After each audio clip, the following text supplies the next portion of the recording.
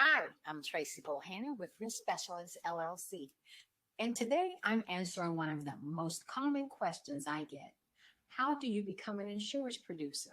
Whether you're interested in life, auto, health, or commercial policies, here's how to start your journey and get licensed fast.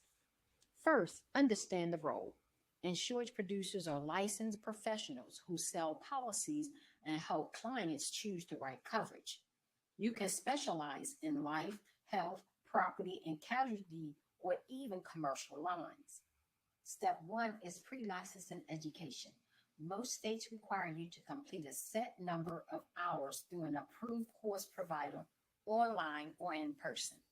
Step two, pass the state exam. This will test your knowledge of policies, state laws, and ethical practices.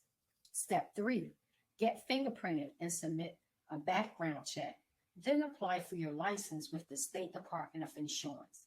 Once licensed, you can contract with agencies or start your own business. You'll also need to complete continuing education to keep your license active. Want help passing your exam or setting up your agency? I've helped dozens launch their careers. Text me at 316-334-8633 to book a one-on-one coaching call.